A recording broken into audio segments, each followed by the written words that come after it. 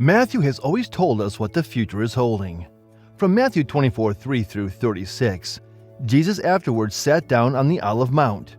His followers approached him in secret and stated, "Tell us, when will all of this occur? What sign will signal your return and the end of the world?" Jesus told them, "Don't let anyone mislead you.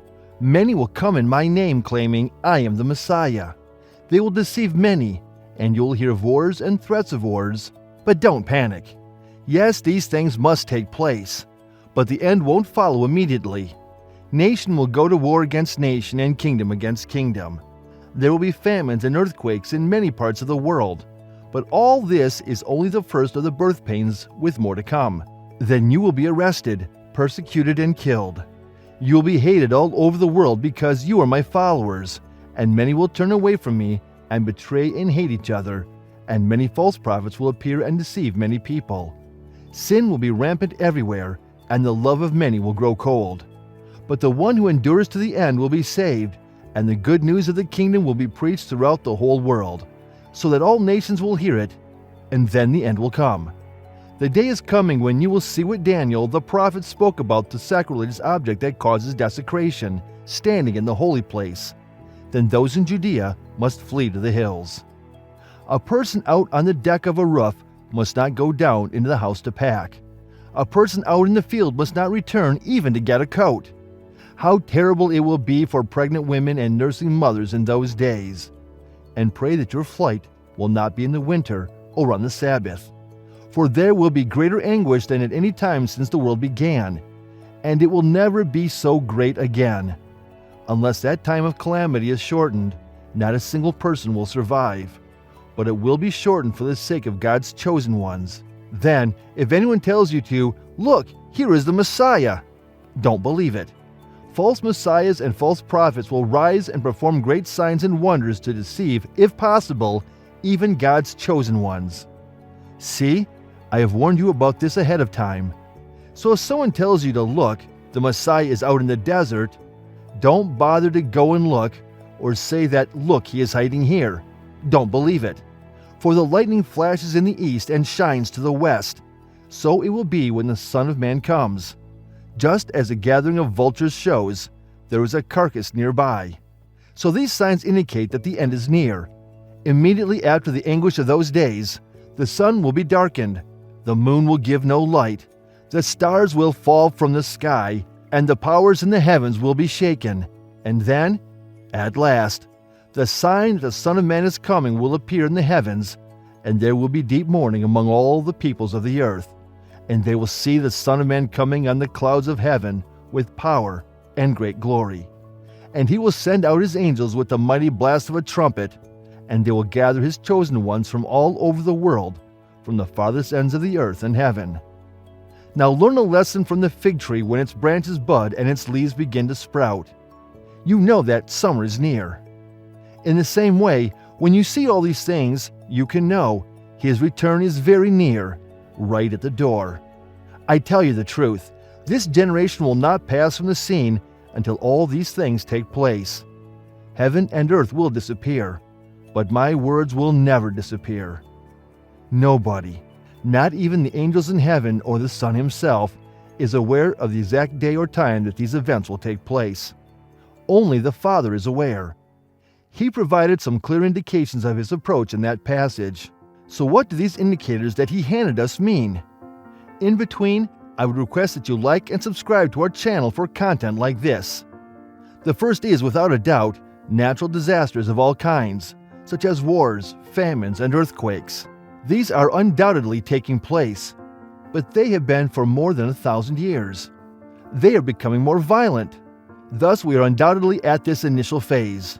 Already, starvation, earthquakes, and wars have been rumored. Jesus warns against being duped. He repeats that throughout the entire conversation. He claims that these false messiahs in Christ will exploit the chaos caused by natural calamities to pose as the world's saviors in this instance.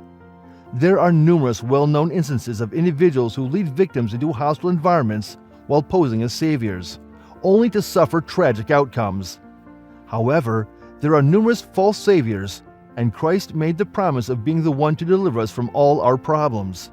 As Jesus warns us, we should not panic or worry when we hear of a new war, tragedy, or famine coming out. The more issues there are, the more false deliverers there will be. He made a startling statement. These unfortunate occurrences hurt, but they are not the last breaths. They are labor pangs. So when you read about calamities in the news, know that these are the birth pains of something new. This should completely change our attitude. We know what the world is coming to. We should not be alarmed or dismayed, not as worried as the world will be about these things. Disasters in the world are the pain of birth in a new world that is to be born. Therefore, we are very different.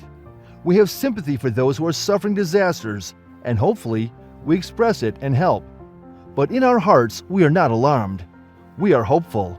We are looking for a new birth of a new world, and therefore we are not dismayed or depressed by all the problems in the world.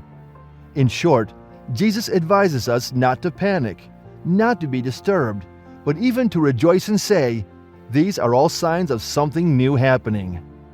Another indication of his arrival is found in the church, not in the wider community. The first sign of his coming is a disaster in the world, and the second sign is the church, not the world. Global calamities are the first red flag. Similar to how he broke down the first warning into three categories, wars, earthquakes, and famines, the second is the changes within the church. He breaks down the second indication into three elements, all of which take place inside a church. The first is persecution, that every country will despise us. The size of the church would be drastically reduced, which is the second part of this symbol. When the entire church is under pressure, most people's love will grow. Everyone was persecuted equally, and many nominal Christians, if not all actual Christians, would turn away. Their bond would deteriorate. That is a rather gloomy indication. The good news of Jesus will be taught to every race group, which is the biggest surprise in the third section of the sign. The gospel will be spread as a third component of the symbol. A greater global effect would come from a purified, smaller church.